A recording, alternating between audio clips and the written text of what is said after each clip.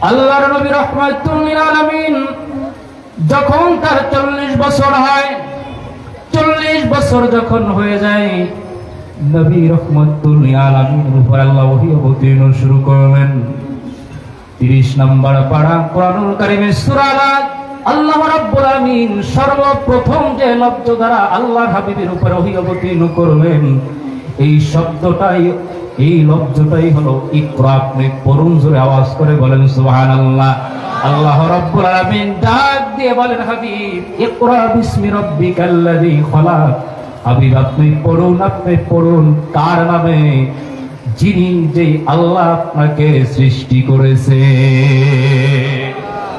ইকরা বিসমি রাব্বিকাল্লাযী খলাক, পড়ুন আপনার সেই প্রভুর নামে, সেই রবের নামে যিনি আপনাকে সৃষ্টি করেছেন।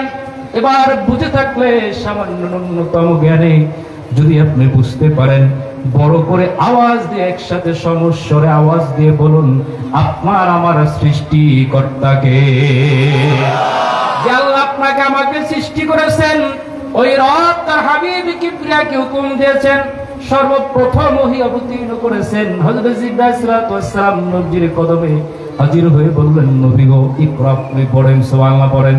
তাইলে পড়ার আদেশ দিয়েছেন কে? ইলম অর্জনের আদেশ দিয়েছেন কে? জোরে বলেন। শুধু এখানেই নয়, কোরআনুল কারীমের সূরা আনকাবুতের ভিতরে আল্লাহ রাব্বুল আমিন তার হাবিবকে আবারও আদেশ দিলেন, আবারও নির্দেশ দিলেন, উতলু মা উহিয়া ইলাইকা মিনাল কিতাব। হাবিব আমার, বন্ধু আমার, আপনি পড়েন যেই মহাগ্রন্থ কোরআনুল কারীম আপনার উপরে অবতীর্ণ করেছি, যেরকম সুবহানাল্লাহ। শুধু তাই নয়, আল্লাহর হাবিব কিবরিয়ার উপরে আল্লাহ কোরআন অবতীর্ণ করলেন। নবীজি কোরআন অবতীর্ণ যখন তার উপরে ওহী আসলেন, আল্লাহর হাবিব পড়া শুরু করলেন, ইলমে দ্বীন, ইলম অর্জন করা নবীজি শুরু করলেন। নবীজির শিক্ষক হলেন আল্লাহ, সুবহানাল্লাহ বলেন না? নবীজির শিক্ষক কে? নবীজির শিক্ষক হলেন সব আল্লাহ, সুবহানাল্লাহ বলেন। আল্লাহর হাবিব নবী রাহমাতুল লিল আলামিন কোরআন যখন অবতীর্ণ হলো, নবীজি যেই দিন যে ওহী নবীজির উপরে আসতো, নবীজি প্রতিদিন কোরআনুল কারীম মহাগ্রন্থ পাঠ করতেন। এমনকি আল্লাহ একবার নির্দেশ দিলেন, হাবিব আমার, বন্ধু আমার, শুনেন, আপনার কণ্ঠের কোরআনের তেলাওয়াত বড় চমৎকার, আপনি কোরআন তেলাওয়াত করেন, আপনার উপরে আমি ওহী প্রেরণ করি। তারপর 100 লক্ষ সাহাবীর মধ্যে একজন সাহাবী আছে হযরত উবাই ইবনে কাব, যার কোরআনের তেলাওয়াত সাহাবীদের মধ্যে সবথেকে সুন্দর। এমনকি আমি আল্লাহর কাছে উবাই ইবনে কাবের তেলাওয়াত বড় চমৎকার লাগে, আমার কাছেও তার তেলাওয়াত বড় দামি, বড় ভালো লাগে। আপনি যখন কোরআনের তেলাওয়াত করবেন, আপনি তাকে কোরআনের তেলাওয়াত করে শুনান, আল্লাহু আকবার বলে। আপনি উবাই ইবনে কাবকে কোরআনের তেলাওয়াত করে শুনান। আল্লাহর হাবিবকে আল্লাহ নির্দেশ দিলেন পড়ার জন্য। শুধু আল্লাহর হাবিবকে না, কিয়ামত পর্যন্ত এই নির্দেশ আপনার আমার সকলের জন্য। জোরে বলেন ঠিক কি না? বন্ধুরা আমার, এজন্য ইলমে দ্বীন অর্জন করা হলো ফরজ। জোরে বলেন কি? ইলমে দ্বীন অর্জন করা হলো ফরজ, ইলমে দ্বীন অর্জন করা হলো ফরজ। ইমাম কুরতুবী রাহমাতুল্লাহ আলাইহি তিনি বলেন, তাফসীর কুরতুবীর ভিতরে আছে, ইলমে দ্বীন অর্জন করা ফরজ। ইলমে দ্বীন আবার দুই প্রকার, এক প্রকার ইলম হলো ফরজে আইন, আরেক প্রকার ইলম ফরজে কিফায়া।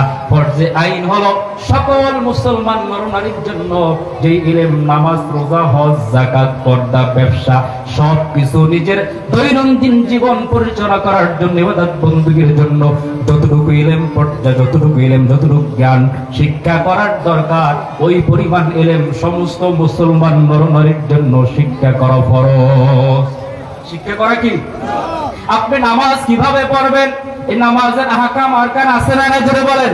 তাহারাত, পবিত্রতা, উযু কিভাবে করবেন, গোসলের ফরজ, উযুর ফরজ আছে না নাই? আর জোরে বলেন, আছে না নাই? মাহে রমাদান মাস কি করে রোজা ভেঙে যায়, আছে না নাই? হজ ফরজ ইবাদত, কিভাবে হজ আদায় করব, ও বন্দেগুলো আপনার আমার জন্য, সকলের জন্য জানা কি করে করেন ফরজ, ফরজে আইন। এই বিষয়ে জ্ঞান অর্জন করা হলো ফরজে আইন, আর একটা হলো ফরজে কিফায়া, যেটা বৃহৎ এলেম, ব্যাপক এলেম, সর্বসাধারণের জন্য নয়, সবার পক্ষে অর্জন করা সম্ভব নয়। সমাজের মধ্যে, দেশের মধ্যে, মুফাসসিরের ভিতরে যদি লোকালার ভিতরে কয়েকজন মিলে, কিছু লোক মিলে যদি এই ইলম অর্জন করে, তাফসীর বলেন, হাদিস বলেন, বালাগাত, ফাসাহাত বলেন, যত দ্বীনি ইলম আছে, এই ব্যাপক ইলম অর্জন করা হলো ফরজ কিফায়া। জোরে বলুন সুবহানাল্লাহ। বাবারা আমার, এজন্য গভীরভাবে একটু মনোযোগ দেন।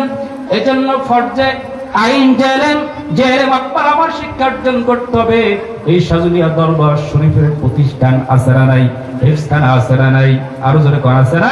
এখানে শিক্ষা গ্রহণ করা হয়, শিক্ষা দেওয়া হয়। জোরে কোন আছে না? এই মাদ্রাসায় শিক্ষা দেওয়া হয়।